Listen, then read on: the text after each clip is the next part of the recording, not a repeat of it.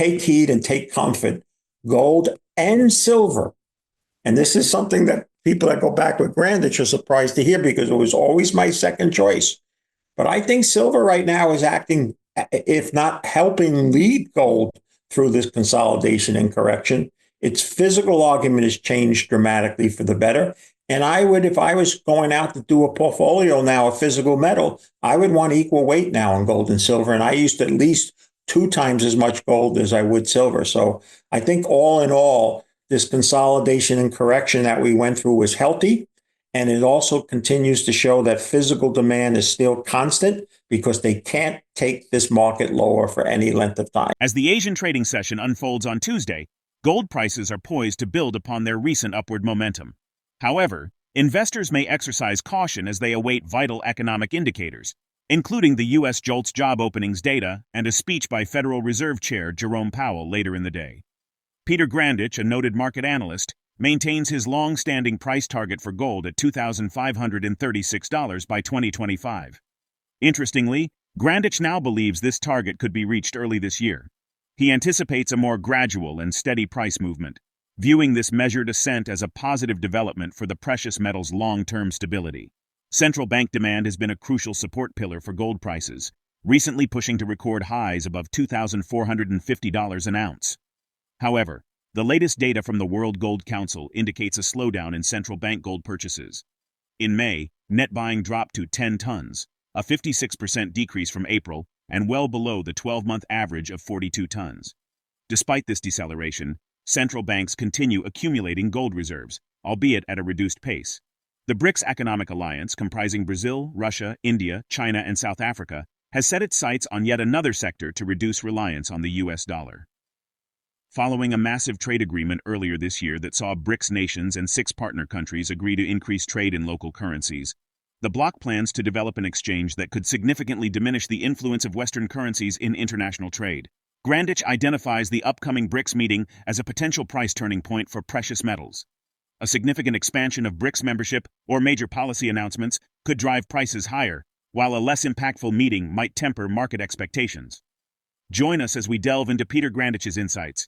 To stay updated with our latest uploads, subscribe to our channel and activate notifications. Thank you.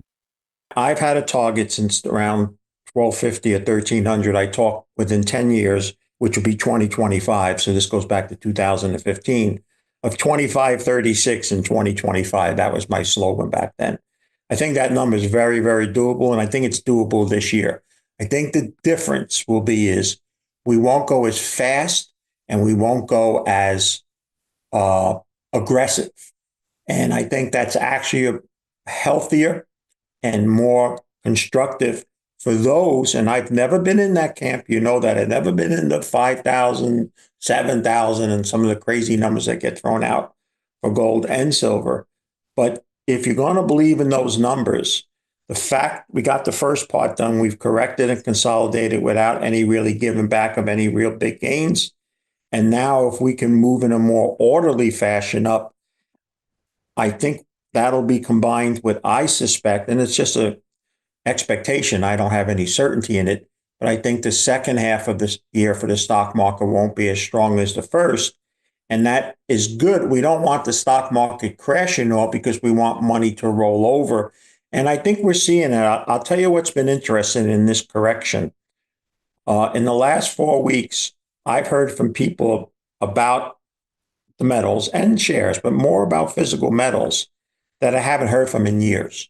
And only because they went out looking again, because they haven't invested it and they found stories about me that they reached out. Peter, I didn't even know you were still, involved in that.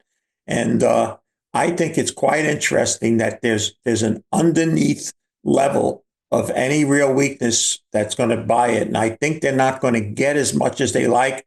And that'll cause them to keep raising the lid. And the real key pivot is going to be what happens with the Brics. If I'm wrong and it's just another dull meeting and only a handful of countries join and there's no real announcement of anything of a real advancement, then I'll probably have to say that, maybe that's going to temper or peak gold and silver at that time. But everything and all the meetings that they're having and all the things that people are saying and doing, And like I said, you just have to listen to a few minutes of Andy Schectman to understand what's really transpiring. I think all point to a higher gold and silver price as we go through the rest of the year. Let's understand that states don't have printing presses. Many states and certainly many cities are required to balance the budget. Politicians can only do two things, Elijah. They can raise or cut taxes. They very rarely cut them. They often raise them. Or they can cut or increase services. They can only cut services going forward. And as services are taken away and more people suffer from it, and more people who have not built their ark or become what I call self-sufficient, they're going to demand more from their government when their government can do less and less during that period of time. And I think people outside the United States recognize that. And I think that's why they're much bigger buyers of physical metals right now than even US and, North American Canadian residents. In a significant development, Russia, a prominent Brics member, spearheads a plan to create a grain exchange that would allow direct purchases from producers and facilitate non-dollar settlements. This initiative aims to extend the de-dollarization strategy to the vital grain market, potentially reshaping global agricultural trade. These moves come against the backdrop of growing skepticism about the long-term dominance of the US dollar in international trade. PeterGrandich predicts that within the next 5 to 10 years, the dollar's status as the world's primary reserve currency could significantly diminish.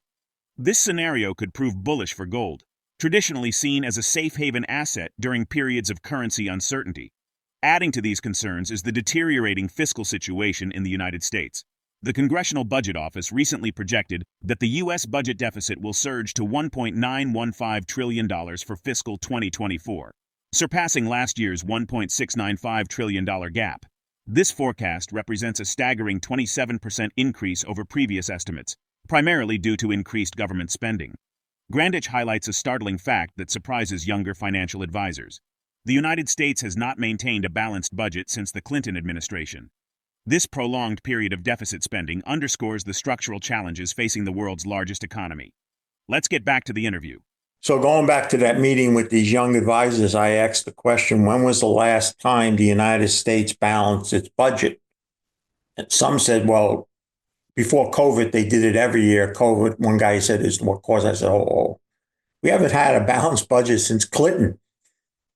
And young guys were like startled, and they went into their, I can even hear them asking Siri, when was because they thought I was providing false information. Say, we have multi-trillion with a T, yearly deficits. When I was in the business, we didn't even have $1 trillion in long-term debt. Now we have yearly multiple. It's completely out of control now. To understand how significant it is, the Congressional Budget Office, and people need to know, it's probably one of the last places of semi-bipartisanship and not heavily influenced by political motives. They have upped again their target for the level of debt to now $54 trillion in less than 10 years. And I say this to people, you just explain this to me, all you bullish folks. In less than 10 years, the debt is likely to be 50 trillion. Let's just say interest rates are just 5%. That's not a lot. It's historically not a high number. That would mean that debt rolled over or whatever is going to have interest of $2.5 trillion. The best year we ever had was $5.3 trillion as income in the United States. So let's just say that raises for a few years. It even gets to $6 trillion. We don't have a bad recession or whatever the case may be. We're going to be still looking at almost half the entire income of America will go just to pay our interest. Here's the news, Elijah. Government services and the way we've accustomed to life, both on the federal, state, and local level, will cease to exist. We just won't be able to live and expect. And as things get worse, what do people do? They turn to government to do more, not less during tough times, more. So what choices are they going to have? They're only going to have two. We can either go through an horrific deflationary period, watch a lot of the debt default and what have you. And many people felt that's what should have been done in the 2008 crisis. And now that's too late. or highly inflationary. And I believe they'll choose the inflationary because it's an easier pill to swallow than that. And you explained to me at that point in time, take off your I sell metals for a living hat and just explain to me how much more faith or less faith will people have in paper.